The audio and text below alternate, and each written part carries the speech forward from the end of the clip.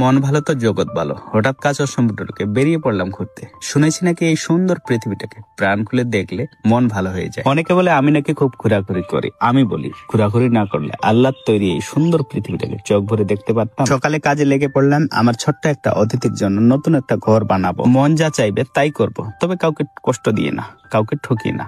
কাউকে যদি ঠকিয়ে কিছু করি আল্লাহ তাআলা আমাকে ঠকাবে। এটা যাতে আমার দ্বারা না হয়, আল্লাহর কাছে আমার এটাই প্রার্থনা। এর থেকে আর বেশি কিছু। যারা মনে করেন আমি শুধু ঘোরাঘুরি করি, তারা ঠিকই মনে করেছে। আর মনেও বা কেন করবেন না? আপনারা তো শুধু আমার ঘুরতে যাওয়া দেখতে পান।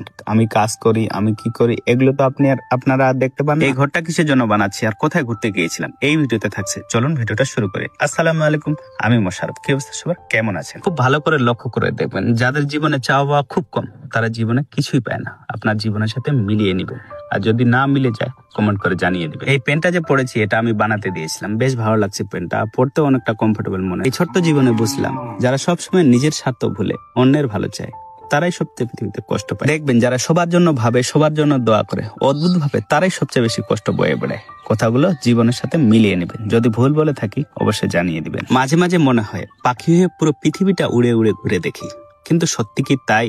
সত্যি কি তার মাঝে আসল আনন্দ?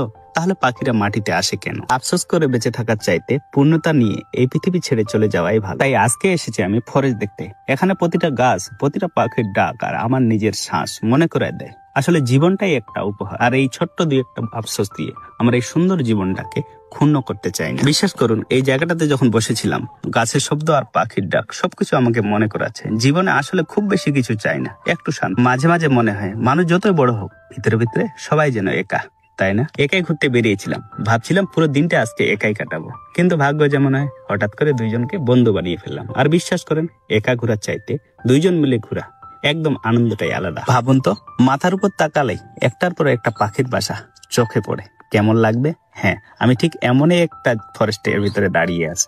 মাঝে মাঝে ভালো লাগার অনুভূতিটা শরীরেও প্রকাশ পায়, তাই না? যেমন হাঁটতে হাঁটতে চোখে চোখে সবকিছু তো বোঝা যায়। কোথায় এই ফরেস্টটা জানার ইচ্ছে করছে না? অবশ্যই ভিডিওটা শেষ অবধি দেখেন। ভিডিওর শেষে বলা আছে এই ফরেস্টটা কোথায়। এই ফরেস্টে যে মাছগুলো এত সুন্দর করে রেখেছে, এত ভালো লাগছিল। বিশ্বাস করেন, মন ভালো করার জন্য ঘোরার বিকল্প আর কিছুই নেই। পুরো ফরেস্ট ঘুরে দেখার পর যখন এই জায়গাটাতে বসেছিলাম, তখন এক ভাই ক্যামেরা করছিল, তাকে ডাক দিলাম, ভাই দেখো কোন পাখি এটা, তুমি কি এই পাখিটার নাম জানো? দেখো কত কাছ থেকে এই পাখিটাকে দেখলাম, মন চাইছিল পাখিটাকে একটু হাত দিয়েছে। আমাকে দেখে তো পাখিটা ওখান থেকে সরে গেল। মেবি ওটা একটা পাখির বাচ্চা, কারণ ও উড়াতে পারছিল না, সেটা দেখে বুঝা। যারা ভাবছেন এটা কোথায়, তাদের কাছে ছোট্ট একটা রিকোয়েস্ট, আমি যা শেয়ার করি তা যদি মন ছুঁয়ে যায় তাহলে ভিডিওতে একটা লাইক দিবেন। হ্যাঁ, এটা ছিল কুলিক ফরেস্ট। আর হ্যাঁ, কে কে এসেছেন এই কুলিক ফরেস্টে অবশ্যই জানিয়ে দিবেন। আজকের ব্লগটা এখান থেকে দেখা হচ্ছে অন্য কোনো ব্লগে। ভালো থাকবেন, সুস্থ থাকবেন। আর হ্যাঁ, আমার এই ভিডিওটা যদি ইউটিউব থেকে দেখে থাকেন তাহলে সাবস্ক্রাইব করবেন, আর যদি ফেসবুক থেকে দেখে থাকেন তাহলে ফলো করবেন। আল্লাহ হাফিজ।